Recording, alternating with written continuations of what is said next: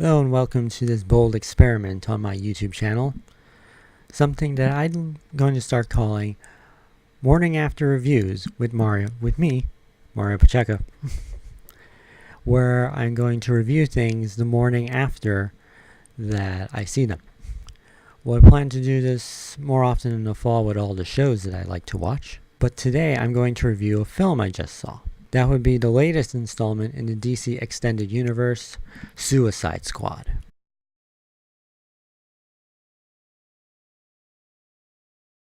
This will be a spoiler-free review, just so you know.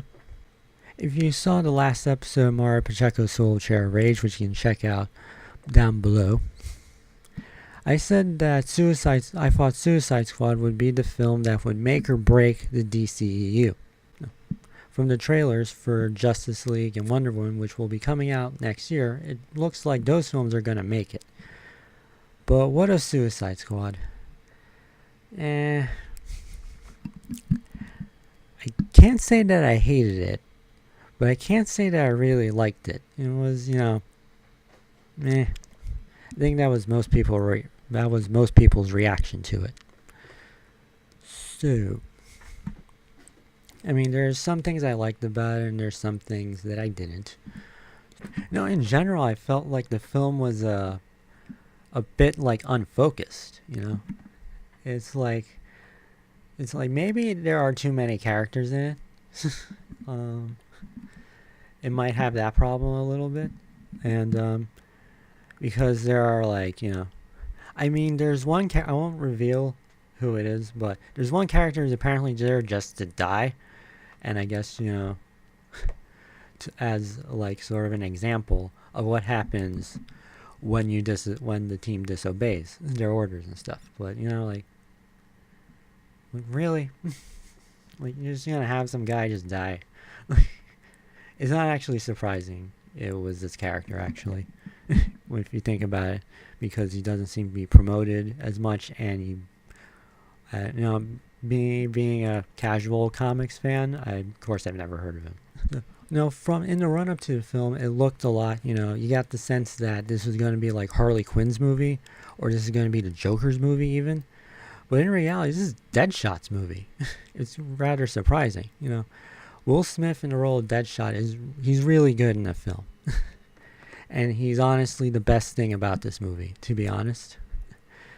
And it's very surprising because Deadshot's really he's not very prominent in Batman's Rogues Gallery, and it seems like an odd choice to focus this film on him. But I believe he was on Arrow, where the character of Deadshot was on Arrow not too long ago.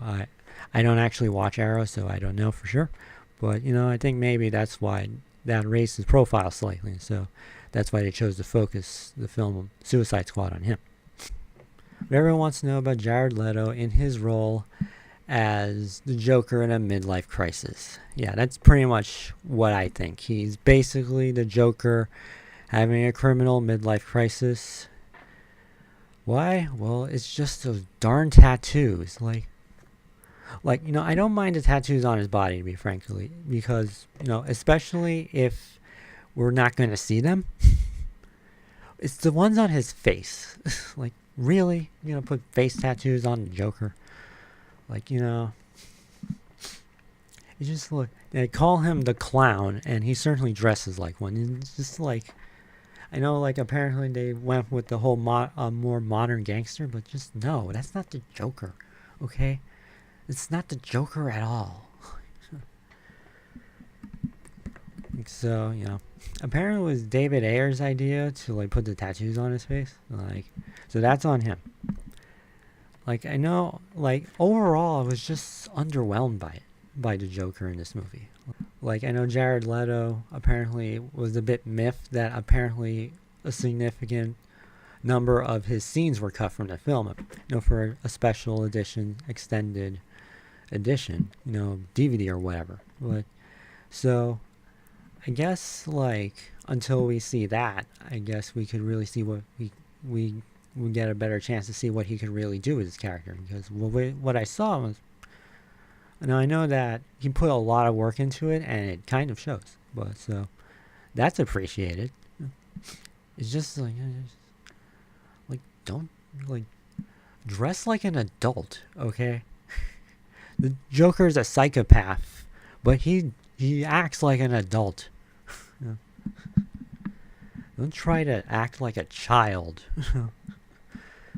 And like I know Jared Leto has expressed interest in being in Ben Affleck's solo Batman movie, and Ben Affleck is an Oscar like worthy director.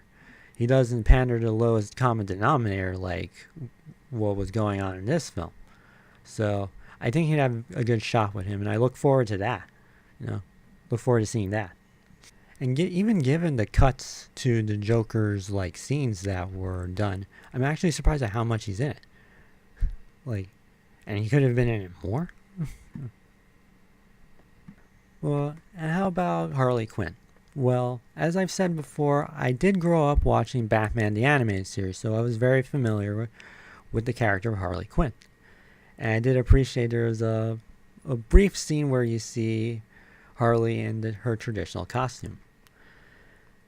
But, in the costume for this film, now I know that it's somewhat inspired by the New 52 version of Harley Quinn's costume, which reimagined it as being a lot more skimpy.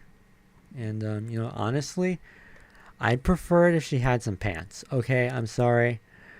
She needs pants, okay?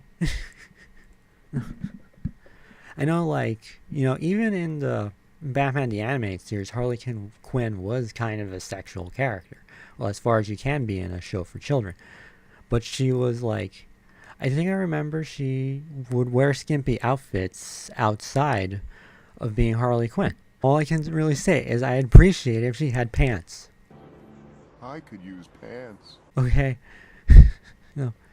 You're not doing anyone any favors just having her walk around in a bikini bottom, okay? It's just like, how can I take that seriously? I still think Margot Robbie was very good in the role, and she has the voice down pat. I appreciate that. She sounds like Harley Quinn should. And there's also Katana, who barely has a role in this film, and she barely has any lines, and I'm thinking to myself, why is she even here?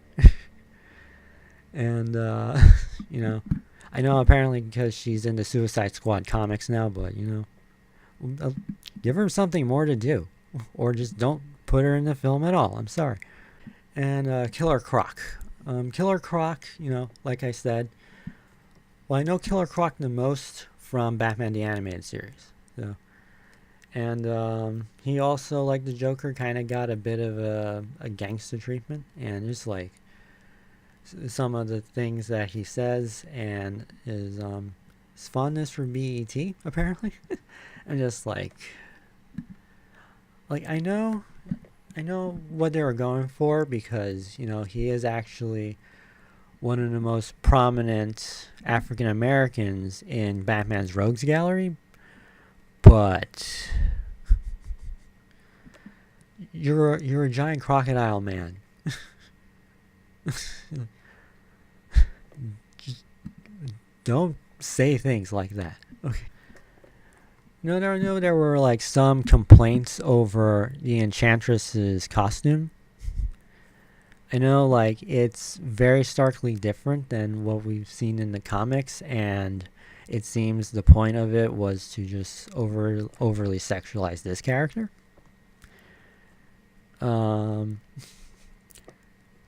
Like, I know I complained about it with Harley Quinn, but here, for her, it makes sense. I don't know, because she's like an ancient demonic being,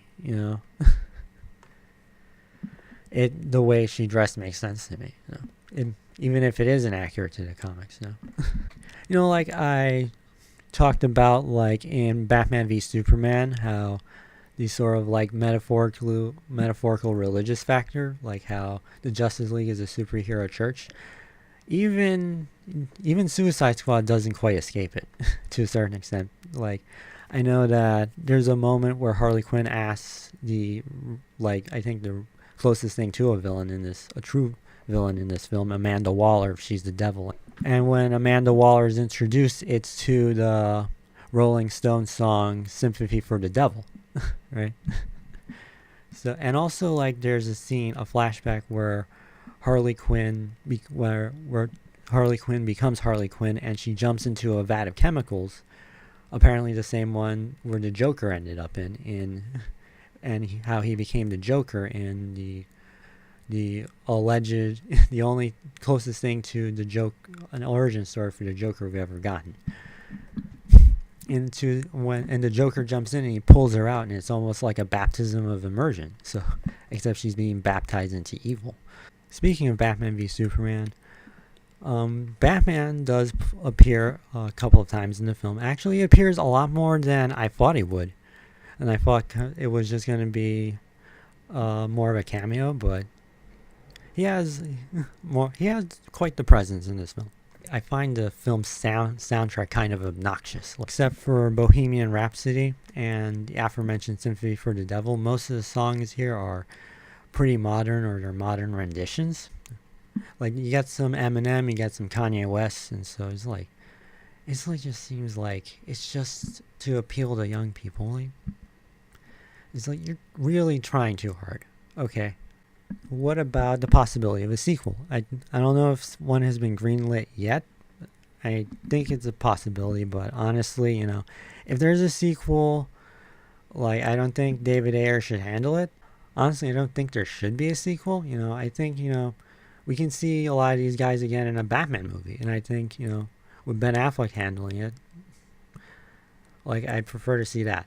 Like, I think David Ayer honestly dropped the ball here. He did not give us a proper DCEU film. I'll be honest, like, one of my favorite parts actually was a cameo from, I'm not going to spoil it, but I will give you this hint. He was the best thing about the Justice League trailer, and it was quite the surprise to see him here. He even gets a line, and it was great. It was just of course it was just a couple of seconds, because that's who he is, but I loved it. So overall, Suicide Squad was not the best film. It could have been much better. The extended edition is.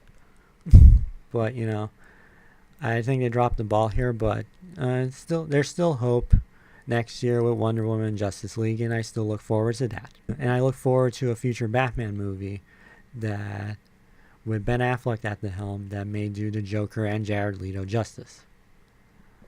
So that's all for today. I'll see you next time with, something. And if you're interested in seeing me review anything in particular, just leave it in the comments and maybe I'll consider it. Thank you for watching. God bless you, and God bless America.